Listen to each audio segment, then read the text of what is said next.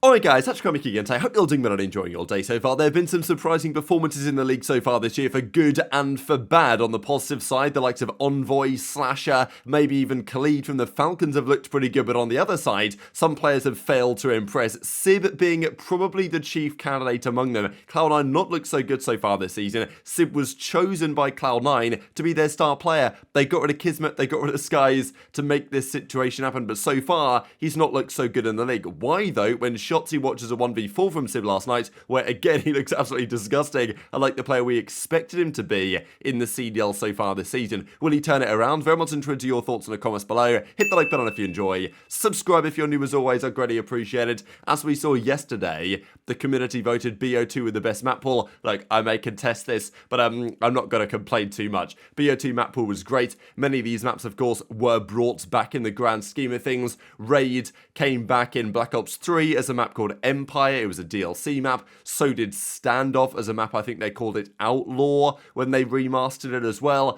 Then, of course, both of those maps came back in Black Ops Cold War in competitive, as did Express, of course. They brought that one back as well for Search and Destroy. Yemen, it has been rumoured, is coming back to this game, but I'm not sure if they're actually going to follow through with that. But there were rumours, I think, and leaks that Hacienda and then Yemen were going to come back. Of course, you guys might have watched Yemen be played in the OpTic Legacy Dynasty or whatever it was, like Texas versus Dynasty matchup that they played a while ago, where, yeah, Yemen hardpoint, if you don't know what you're doing, you can get completely exposed.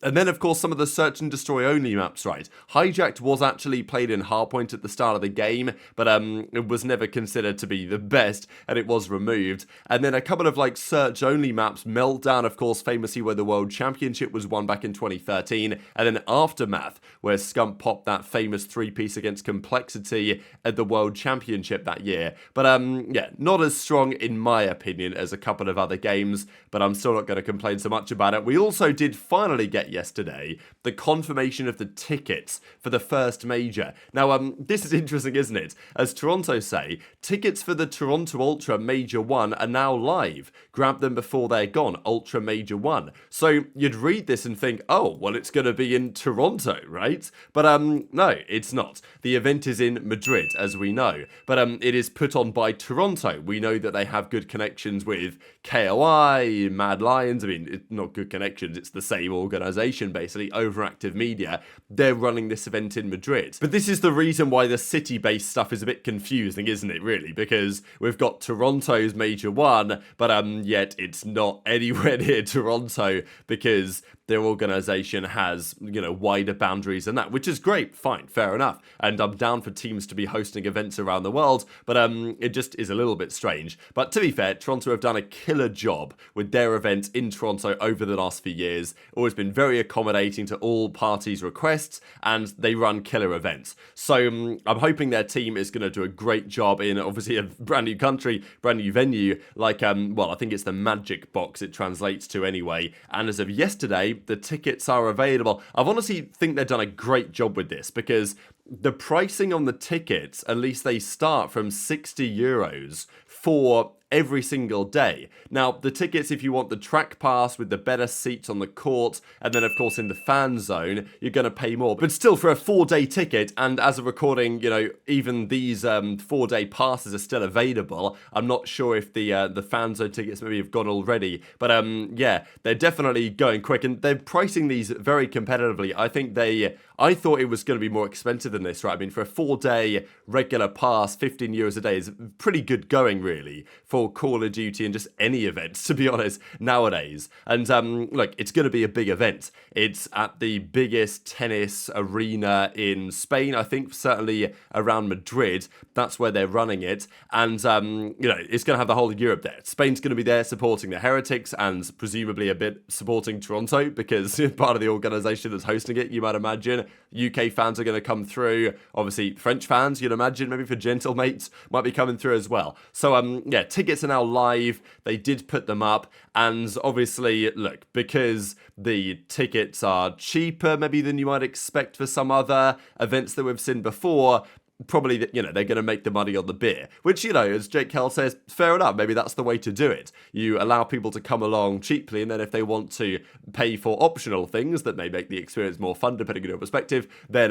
you know, that of course is free to happen as well. Now, it was interesting because apparently there was a rumor that the event was going to be cancelled. I don't know where this came from, or if I like accidentally propagated this, because I did mention a comment, I don't know, a couple of videos ago. I was like, well, hopefully the event is still on, because I've not heard anything about the tickets or something. I knew the event was still on. Like, I don't know, maybe it was in that. I'm not sure. But anyway, the event isn't cancelled. Like, the event's still going ahead, and obviously we have the tickets for it. So, yeah, I don't know. There was some rumor going around somewhere that the event was getting cancelled. So, I don't really know where that came from. But yeah, the event is happening at Major 1. The event that we are worried about, at least I'm worried about, is Major 4. Because Major 4 is, again, that major of the year where for some reason things seem to go wrong. So Major 1 this year is in Madrid, hosted by Toronto. Major 2 this year is in Dallas, hosted by OpTic. Major 3 this year, I think it's this way around, is in Fort Lauderdale, hosted by Miami.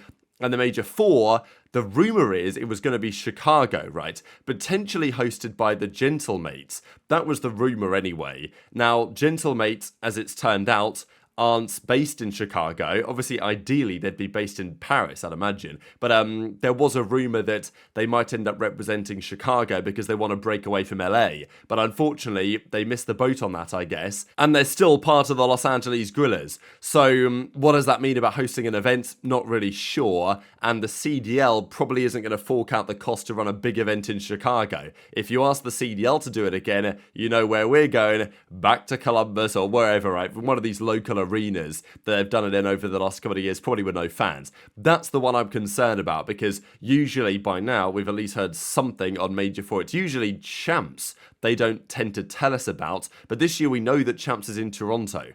That's, maybe it's not even been confirmed, but like this is a known thing, that Toronto are hosting Major 1 and the World Championship, and then of course, with any luck, the Esports World Cup shortly after that as well. But let's talk about some of the players in the league so far this season. iLLeY, of course, is looking to get back in. We talked about it yesterday. He's grinding hard, playing a lot with Shotzzy and Hook and keeping those relationships strong. But speaking of Shotzzy, he was playing some pro S&D 8-so for the last couple of days, and there were some other players getting involved as well. iLLeY was playing in these, and someone else playing in these, of course, was Sib, a player who may feel like he needs to improve a little bit after his first stint of the season. Cloud9 in general had a very rough first weekends. Now, to be fair to them, they complained a lot about the ping, playing out of LA, the differential they were playing to the Texas teams seemed to be a problem, and, you know, I'll give them the benefit of the doubt that it was at least part of the reason they were struggling, because when they came off that on the second weekend, where apparently they got the problems resolved, they did look more competitive. They didn't look great, they didn't look massively cohesive in my opinion, but they looked good enough to say, okay, possibly the servers had something to do with it and maybe will continue to be the case going forwards. But I wanted to share, just at least full screen, this 1v4 from Sib, because generally one of the most disgusting clips I've seen on this game so far, and I know that because it's spectator you can't see the hit markers and everything, but like Sib's shots here are so crisp, the way that he outplays all of these guys, and you know, these are no slouches on the other side of the team.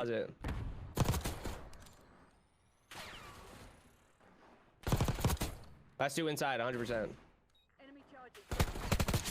One fugitive remains. Terminate with extreme Push. prejudice. Oh my god, that wasn't. Oh my holy fuck! shit. Holy shit! You're giving it to me like that? Holy Holy fuck!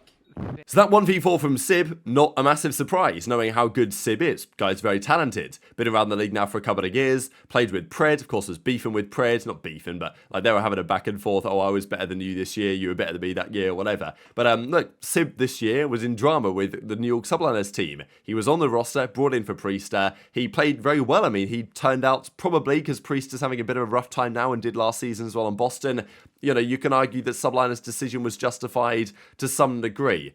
He ended up being their second best player, but HyDra, I would say, on that Subliners roster of last season. But HyDra ends up going to Los Angeles Thieves, and he wants to leave that roster. They initially had dropped Sib, hadn't they? They were initially keeping Kismet, Skyz, and HyDra. HyDra then wanted out, and then Cloud9 had to make a call. Do we keep Sib? Do we keep Kiz and Skyz? They chose the former. They got rid of Kiz and Skyz. They've gone to Gentlemate, and they chose, you know, to build around the talent of Sib. On paper, makes sense. They've brought in Accuracy, as their coach knows this guy very well. They've brought in Attach, good friends as his AR duo.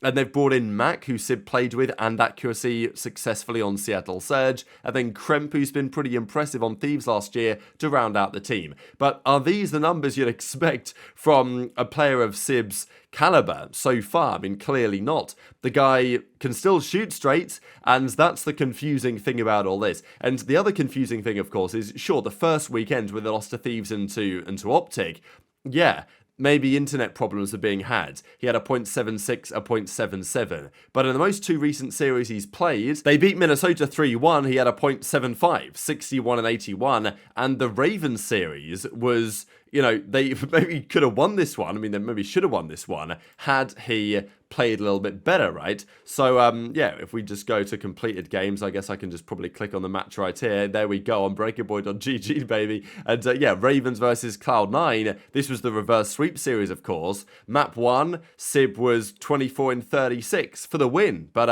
it was very close in the end, and Sib had a pretty bad map. Map 4, I mean, to be fair, the whole team got slammed, but Sib was negative again. I mean, how many maps this season has Sib even gone positive on? 1 in 8 in the search and destroy, negative in the, you know, the control, negative in the final search. I mean, like, what's going on? It's almost like a different player is playing on the sticks for Sib than we've seen previously. I mean, yeah, if you look at all of Sib's maps so far, there's probably only a couple he's even gone positive, which feels worlds away from where he was last year. And it's the same player, and I don't think it's that Sib is bad at this game, because on some of the clips I've seen so far, and obviously the clip there, the Shotzzy was spectating, Sib can clearly still shoot straight and execute well. Clearly it's just something of not being comfortable on the team or whatever, because, I mean, look at this. King of Body is not the best player. He's on the Falcons.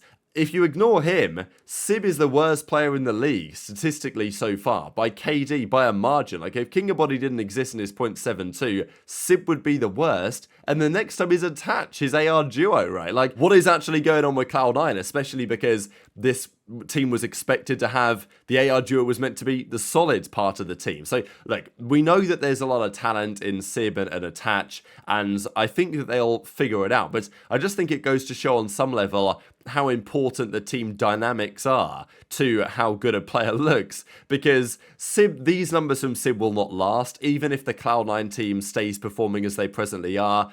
Sib's numbers will get back towards a 1KD, and you know, we'll see how he finishes the season. It's 4 bad series from him so far. It's early days. I'm sure he's going to have some masterclass series down the line again. But still, that is only going to happen if the Cloud9 dynamics change for the better, because sure, they won a series, but getting reverse swept by Ravens, sure, even going up 2-0 on Ravens maybe is kind of impressive, because they've looked incredibly good so far, and they're top of the league as it stands. But nonetheless, Sib is still, I'm sure it'll have frustrated Cloud9 losing in that way, because it's affecting their qualification chances in the winners bracket and everything, going to Major 1 in Madrid, which of course is a very big deal. And, you know, this is when Sib dropped his AC 130 or whatever it was in a scrim recently. I mean, this is against the Gentlemates guys, okay, start of December. But this, you guys remember we talked about this, and Sib was on a 10 and 11, like a 15, 16 spree in scrims. So, yeah, there's clearly something missing there. I'm not sure we've heard anything from Sib, especially on exactly why,